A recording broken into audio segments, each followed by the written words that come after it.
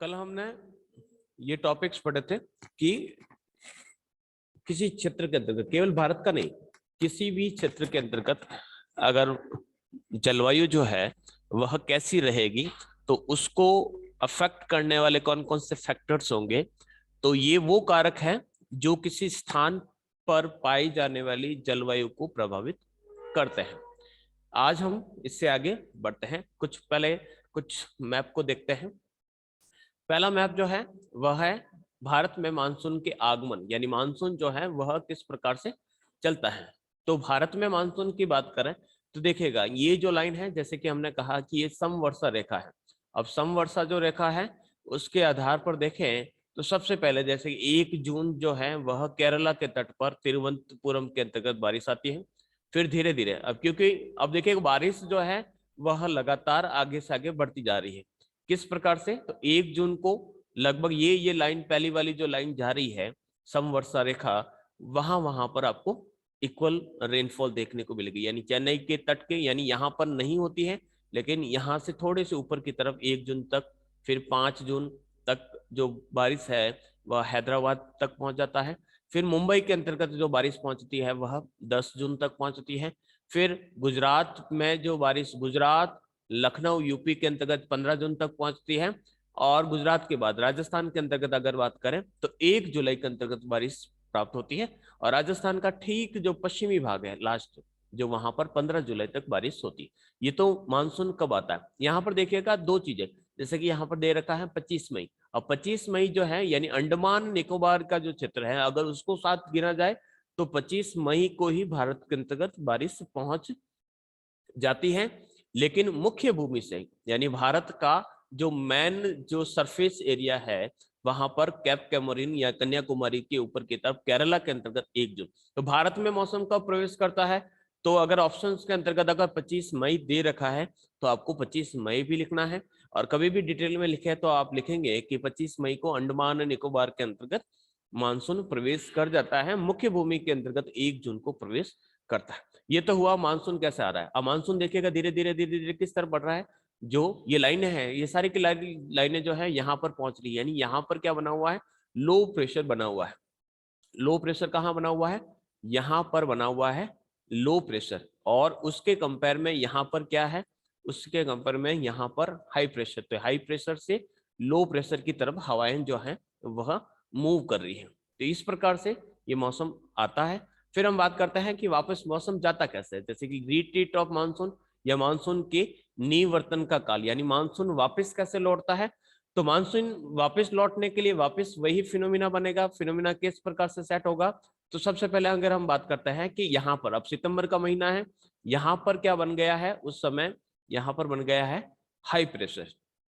क्योंकि सितंबर के महीने के अंतर्गत सूर्य जो है वह कहाँ पहुंच गया, इक्वेटर पर पहुंच चुका है। इक्वेटर इसके ठीक नीचे की तरफ है, नियर भारत के नीचे की तरफ। और जहां पर इक्वेटर रहता है वहां पर क्या बनेगा, लो प्रेशर बनेगा। या फिर हम कह सकते हैं वहां पर क्या बनेगा, ITCZ, intra tropical convergent zone create होगा। और ऐसी स्थिति में हाई प्रेशर से लो प्रेशर की तरफ हवाएं चलेगी। और हाई प्रेशर से लो प्रेशर की तरफ हवाएं चलने के कारण मानसून जो है वह धीरे धीरे भारत से गायब हो जाएगा। अब गायब कैसे होता है, तो देखिएगा मानसून जो गायब होता है, जैसे कि 15 सितंबर, अब 15 सितंबर को मानसून कहाँ से गायब हो रहा है, तो राजस्थान के अंदर से 15 सितंबर को गायब हो रहा है। उसके बाद 1 अक्टूबर को यह मुंबई को पार कर लेता है। फिर इसके बाद धीरे धीरे देखिएगा 15 अक्टूबर को हैदराबाद से। और लास्ट जो है, जैसे कि अगर हम बात करें कि जहां से प्रवेश करता है, तो 1 दिसंबर तक ये चेन्नई के तट से गायब हो जाता। तो इस प्रकार से धीरे धीरे मानसून जो है वापस लौटता है। तो उसे क्या कहा जाता है, मानसून का निवर्तन काल कहा जाता है, यानी रिट्रीट ऑफ मानसून के नाम से उसे जाना जाता है। आज का जो टॉपिक है बेसिकली क्या रहेगा, वह रहेगा सीजन्स पे। सीजन्स कौन कौन सी हैं, तो भारत के अंतर्गत जो ऋतुएं हैं उन ऋतुओं को हम इस प्रकार से डिफाइन कर सकते हैं। 4 ऋतुओं के अंतर्गत इसे हम डिवाइड करते हैं कि भारत के अंतर्गत ग्रीष्म काल 15 मार्च से 15 जून के बीच तक रहता है। बारिश की ऋतु जो 15 जून से 15 सितंबर तक रहता है। शरद ऋतु जो 15 से 15 दिसंबर तक, 15 सितंबर से 15 दिसंबर तक का जो समय रहता है, और शीतकाल जो शुरू होता है वह 15 दिसंबर से 15 मार्च तक जो है वह सर्दियों का समय रहता है, यानी हल्की हल्की यहाँ पर सर्दी रहती है। अगर सर्दी है तो उसके पीछे देखिएगा सीधा सा रीजन है कि भारत के अंदर सर्दी है, इसका मतलब क्या हुआ, इंसुलेशन कम मिल रहा है, इसका मतलब क्या होगा कि सर्दियों के अंतर्गत यहाँ क्या बनेगा, हाई प्रेशर बनेगा। गर्मियों के अंतर्गत बहुत ज्यादा गर्मी है तो इसका मतलब क्या हुआ कि यहाँ पर लो प्रेशर बनेगा। लो प्रेशर जैसा ही बनता है तो हवाएं चलती है और उन हवाओं के साथ बारिश होती है। वापस जब सूर्य लौट जाता है, जैसे कि अगर 15 सितंबर की बात करें तो सितंबर के महीने के अंतर्गत सूर्य कहाँ रहेगा, तो अगर इसको ड्रॉ करके देखें कि सन की जो है स्थिति यानी सन वर्टिकल कहाँ होगा, तो अगर हम इस प्रकार से बनाए कि सूर्य जो है वो कहाँ पर होगा, तो हम इसको दो भागों में डिवाइड कर लेते हैं। सन जो है वह कहाँ रहेगा, ये रहता है उसकी मूवमेंट पर। तो मूवमेंट को अगर देखेंगे तो यहाँ पर जैसे कि हमारी कर्क रेखा है, और कर्क रेखा पर कब रहता है, तो ये 21 जून को रहता है। जून के बाद जुलाई, अगस्त और सितंबर, सितंबर में कहाँ पहुंच गया, सन इक्वेटर पर पहुंच गया। और फिर सितंबर के बाद अक्टूबर, नवंबर और दिसंबर, दिसंबर के अंतर्गत यहाँ पहुंच जाता है, यानी 22 दिसंबर के दिन जो है वह दिसंबर के अंतर्गत मकर रेखा पर पहुंचता है। तो सन जहां कहीं पर भी बन रहेगा वहां पर लो प्रेशर रहेगा, उस समय यहाँ पर भी लो प्रेशर रहेगा और यहाँ पर भी लो प्रेशर रहेगा। यानी इस डायग्राम से हम ये समझ सकते हैं कि 21 जून को जो लो प्रेशर रहेगा वह कर्क रेखा पर रहेगा, और सितंबर और मार्च के महीने में लो प्रेशर जो रहेगा वो इक्वेटर पर रहेगा, और इसी प्रकार से दिसंबर के महीने में जो लो प्रेशर रहेगा वो मकर रेखा पर रहेगा। और जहां कहीं पर भी लो प्रेशर रहेगा तो हाई प्रेशर से लो प्रेशर की तरफ हवाएं चलेगी, और उसी के कंपेयर में वहां पर कह सकते हैं कि बारिश या फिर दूसरी जो ऋतु है वह रहेगी। तो ये सामान्य रूप से हम बारिश को जो सीजन है उसको इस प्रकार से 4 भागों में डिवाइड कर सकते हैं। लेकिन अगर परंपरागत यानी भारतीय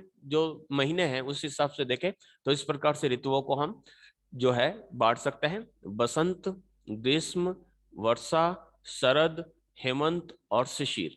ये 1, 2, 3, 4, 5 और 6 जो ऋतुएं हैं वह परंपरागत रूप से भारत के अंतर्गत देखने को मिलती हैं। चैत्र और वैशाख का जो समय होता है जो बेसिकली मार्च अप्रैल के अंतर्गत आता है, तो मार्च और अप्रैल का जो समय रहता है जैसे कि लिख रखा बसंत, बसंत का अर्थ होता है 2 सीजन्स के बीच का जो टाइम ड्यूरेशन रहता है, यानी न तो ज्यादा गर्मी रहेगी और न तो ज्यादा सर्दी रहेगी। तो ऐसी स्थिति कब आती है, मार्च अप्रैल में आती है या चैत्र वैशाख के अंतर्गत आती है। गर्मियों का काल ग्रीष्म काल ज्येष्ठ और आषाढ़ को जो महीने होते हैं मई जून के अंतर्गत यहाँ पर तेज गर्मी रहती है यानी लो प्रेशर बनता है। फिर बारिश श्रावण और भादवा या भाद्रपद जिसे कहा जाता है, जुलाई अगस्त का जो समय रहता है। शरद, अब वापिस शरद की ऋतु यानी न तो ज्यादा गर्मी है और न ही ज्यादा सर्दी है। ऐसी स्थिति कब बनती है, अश्विन यानी आशोज और कार्तिक के महीने में बनती है। अंग्रेजी महीनों के हिसाब से सितंबर अक्टूबर का समय इसके अंतर्गत गिना जाता है। हेमंत मार्गशीर्ष यानी मिक्सर और पोष या मार्गशीर्ष और पोष के महीने के अंतर्गत नवंबर दिसंबर की स्थिति रहती है, यानी हल्की हल्की सी सर्दी उस समय पड़ने लगती है।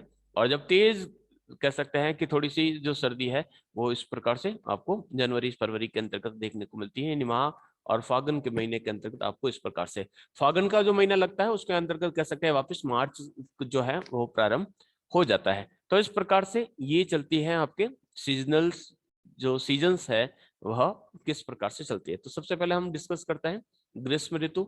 अब ग्रीष्म ऋतु जो है वह किस प्रकार से चलती है, तो ग्रीष्म ऋतु जो है वह किस प्रकार से आती है, तो हम देखेंगे सबसे पहले जैसे कि मार्च का जो महीना होता है, तो मार्च के महीने के अंतर्गत जो कर्क रेखा की ओर विस्थापन यानी सूर्य जो है वह कहाँ पहुंच रहा है, कर्क रेखा की ओर पहुंच रहा है। क्योंकि मार्च के अंतर्गत अगर हम देखें तो सूर्य कहाँ रहेगा, सूर्य उस समय कब कहाँ पर रहेगा, वह इक्वेटर पर रहेगा यानी भूमध्य रेखा पर रहता है मार्च और सितंबर में। तो मार्च में जो सूर्य इक्वेटर पर वर्टिकल है वह किस दिशा की तरफ जा रहा है, ऊपर की तरफ नॉर्थ की तरफ जा रहा है, यानी 23.5 डिग्री नॉर्थ जिसे कर्क रेखा कहा जाता है उस तरफ वह डिस्प्लेस हो रहा है, विस्थापित हो रहा है। और ऐसी स्थिति में जैसे जिस दिशा में सूर्य जाएगा वहां पर तापमान बढ़ने लगेगा। यही कारण है कि जो नॉर्थ इंडिया है वहां का टेम्परेचर धीरे धीरे बढ़ने लगता है। अप्रैल मई जून के अंतर्गत ग्रीष्म ऋतु हम अनुभव करते हैं, क्योंकि इस समय जो नॉर्थ इंडिया है वहां पर सन जो है वह वर्टिकल रहता है।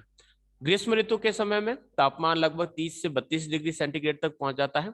लेकिन जब मई के अंतर्गत ये टैपी जो बेल्ट है, ITCZ के भी कह सकते हैं या फिर इसको टेम्परेचर बेल्ट भी कह सकते हैं, तो वह जब उत्तर पश्चिमी भागों के अंतर्गत, उत्तर पश्चिमी भागों का अंतर का तो अर्थ हो गया कि राजस्थान का जो मरुस्थलीय क्षेत्र है वहां का जो टेम्परेचर है इस समय 48 डिग्री सेंटीग्रेड तक भी पहुंच जाता है, क्योंकि उस समय यानी कर्क रेखा जो होता है सीधा कह सकते हैं कि ऊपर वर्टिकली रहता है, इसलिए वहां पर तापमान ज्यादा बढ़ता है। प्रायद्वीपीय भारत यानी जो पेनिनसुला है भारत का, जो नीचे वाला जो त्रिकोणाकार हिस्सा है पेनिनसुला, जैसे प्रायद्वीपीय भारत कहता है, तो समुद्र के समकारी प्रभाव यानी समुद्र के पास का जो क्षेत्र है तो वहां पर जो तापमान रहता है वह कम रहता है। जैसे कि यहाँ पर ग्रीष्म ऋतु में दक्षिण भारत का जो तापमान है वह उत्तर भारत में प्रचलित तापमान से नीचे ही रहता है। नीचे क्यों रहता है? क्योंकि वहां पर समुद्र जो है वहां पर पास में है। तो समुद्र जहां कहीं पर भी पास है, यानी मुंबई की बात करें या फिर हम तमिलनाडु तट की बात करें या फिर हम केरला तट की बात करें, तो वहां पर आपको टेम्परेचर जो है कंपेयरली थोड़ा सा कम देखने को मिलेगा। तो यही कारण है कि दक्षिण भारत में जो गर्मियों की जो ऋतु होती है वह मृदु यानी इतनी ज्यादा खतरनाक नहीं होती है कि आपको बहुत ज्यादा तपन सी महसूस हो। यानी 26 से 32 डिग्री सेंटीग्रेड तक नॉर्मल जो टेम्परेचर है वह इन दिनों के अंतर्गत वहां पर देखने को मिलता है। तो ये ग्रीष्म ऋतु की कुछ विशेषताएं हैं जो भारत के अंतर्गत देखने को मिलती हैं। ग्रीष्म ऋतु की अगर बात करें तो सबसे गर्म जो स्थान है, अगर भारत की बात करें कि भारत के अंतर्गत सबसे गर्म जो स्थान है वह कौन सा है? ब्रियावली। ब्रियावली जो बीकानेर के अंतर्गत है, यह सबसे गर्म स्थान है, यानी हाईएस्ट जो टेम्परेचर है वो यहीं पर रिकॉर्ड किया जाता है।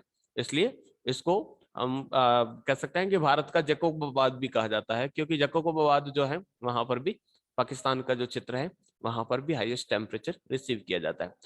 मार्च से जून के मध्य सूर्य की लंबवत यानी वर्टिकल रेज जो है वह उत्तरायण होने के कारण तापमान बढ़ते रहता है। यानी जैसे जैसे सन जो है वह कर्क रेखा की तरफ बढ़ेगा वैसे वैसे वहां पर क्या होगा? टेम्परेचर जो है वह बढ़ता रहेगा। दाब में कमी, दाब में कमी का अर्थ होता है कि टेम्परेचर और प्रेशर के अंतर्गत उल्टा संबंध होता है।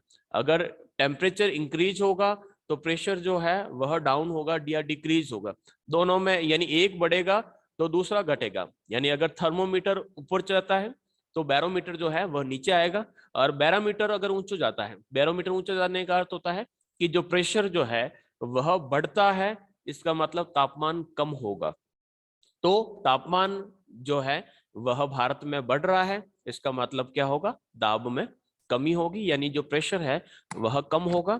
ताप कटिबंधों का भी भारतीय उपमहाद्वीप की ओर विस्थापन होता है, यानी जो टेम्परेचर की जो बेल्ट है वह भारत की तरफ बढ़ने लगता है, और इस प्रकार से धीरे धीरे जो टेम्परेचर है वह भारत के अंदर इंक्रीज होता रहता है। तो इस प्रकार से टेम्परेचर से सीधा जोड़ा जा सकता है कि यहाँ पर अब देखिएगा, जैसे कि हमने कहा कि यहाँ पर लो प्रेशर बन रहा है, तो गर्मियों के अंतर्गत यहाँ पर सन वर्टिकल है इसलिए यहाँ पर लो प्रेशर बन रहा है।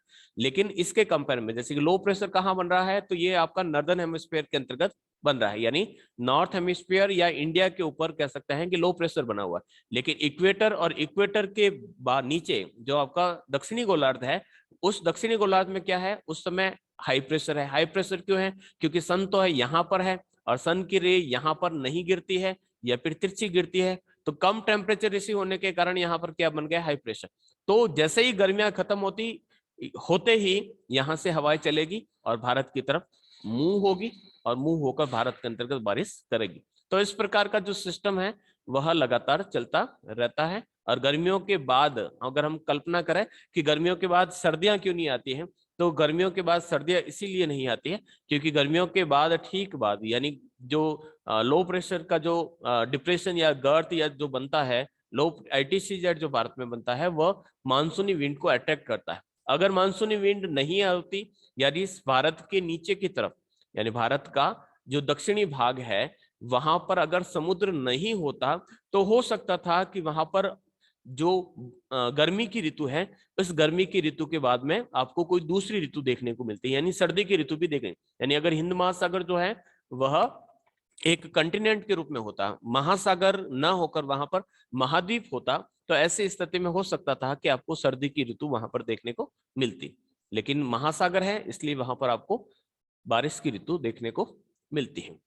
यहाँ पर नेक्स्ट है उपोष्ण कटिबंधीय जेट स्ट्रीम जो है भारत के उत्तरी मैदान में भारत की ओर चली आती है। राज्यों में तापमान अधिक होने के कारण लो प्रेशर का बेल्ट यहाँ पर बनता है। इसी समय देखिएगा जो दक्षिणी पश्चिमी की जो मानसूनी हवाएं हैं वह इस दिशा की ओर चलती रहती है, क्योंकि यहाँ पर क्या बन गया, लो प्रेशर का बेल्ट बन गया, यानी ITCZ क्रिएट हो गया। तो इसी कारण गर्म और शुष्क हवाओं को यहाँ पर चलती है, यानी अब यहाँ पर देखिएगा यहाँ पर बन गया लो प्रेशर। अब लो प्रेशर बना हुआ है और हाई प्रेशर बना हुआ है नीचे की तरफ। अब जो समुद्र की तरफ से आएगी हवाएं वो तो क्या होगी, ह्यूमिडिटी वाली होगी। लेकिन जो विंड्स जो ह्यूमिडिटी वाले रीजन से नहीं आ रही है, जैसे कि पाकिस्तान की तरफ से आ रही है, तो वो पाकिस्तान से आने वाली जो हवाएं होगी वह क्या होगी, गर्म और शुष्क होगी, क्योंकि इसके अंतर्गत ह्यूमिडिटी नहीं है, क्योंकि वह ओशंस के ऊपर से नहीं आ रही। तो ऐसी स्थिति में गर्म और शुष्क हवाएं, यानी गर्मियों के अंतर्गत देखिएगा बहुत तेज हवाएं चलती है, तो उनको हम यूपी बिहार के अंतर्गत क्या कहते हैं, लू कहते हैं। और इसी दौरान कुछ जो हवाएं हैं वेस्ट बंगाल के अंतर्गत चलती है, उसे काल वैशाखी कहते हैं। वैशाखी क्यों कहा जाता है, क्योंकि ये वैशाख के महीने के अंतर्गत चलती है। इसी प्रकार की हवाएं जो असम के अंतर्गत चलती हैं उन्हें हम बॉर्डर चला कहते हैं। तो बॉर्डर चला और उड़ीसा के अंतर्गत इसमें नॉर्वेस्टर कहते हैं। तो इस नॉर्वेस्टर के हिसाब से वर्षा युक्त तूफान चलते हैं, वर्षा युक्त तूफान चलते हैं, यानी लो प्रेशर बना हुआ है। अब लो प्रेशर बना हुआ है तो देखिएगा हम जिस प्रकार से हम यहाँ पर लिख रहे हैं कि वहां पर बारिश वाली हवाएं चलती है। अब बारिश वाली हवाएं क्यों चलती है, जैसे कि भारत का हमने यहाँ पर नक्शा बना देते हैं हल्का सा और हम तीनों को लिखते हैं। तो वेस्ट बंगाल कहाँ है, तो वेस्ट बंगाल जो है यहाँ पर है, आसाम जो है यहाँ पर है, और इसी प्रकार से उड़ीसा जो है वो यहाँ पर है। और ऐसी स्थिति में यहाँ पर देखिएगा गर्मियों का समय है, तेज गर्मी है, और भारत के मध्य भारत में यहाँ क्या बना हुआ है, लो प्रेशर बना हुआ है। उसके कंपेयर में यहाँ पर क्या बना हुआ है, हाई प्रेशर बना हुआ है। तो हाई प्रेशर कहाँ पर बना हुआ है, तो ये है आपका बे ऑफ बंगाल, ये है बे ऑफ बंगाल। तो यहाँ से हाई प्रेशर वाली हवाएं इस लो प्रेशर वाली हवाओं की तरफ चलेगी। तो ये बे ऑफ बंगाल से क्या करेगी, नमी को धारण करेगी, ह्यूमिडिटी को रिसीव करेगी, और ह्यूमिडिटी को रिसीव करके वह या फिर तो वेस्ट बंगाल के अंतर्गत भारी बारिश करेगी, भारी तूफान लाएगी, या फिर असम के अंतर्गत लाएगी, या फिर उड़ीसा के कोस्ट पर लाएगी। तो इस प्रकार के जो तूफान होता है वो बारिश युक्त होता है, वर्षा युक्त तूफान लाती है। तो इन तूफानों को उड़ीसा में क्या कहा जाता है, नॉर्वेस्टर्स कहते हैं। असम के अंतर्गत इसको बॉर्डई चिल्ला कहते हैं, और वेस्ट बंगाल के अंतर्गत इसको काल वैशाखी के नाम से जाना जाता है। बढ़ते हैं आगे। गर्मियों के अंतर्गत जो तूफान आते हैं उन तूफानों को क्या क्या नाम दिया जाता है, जैसे कि मैंगो शॉवर्स जो है, मैंगो शॉवर्स कहाँ होंगे, यानी गर्मियों के अंतर्गत जो बारिश हो रही है।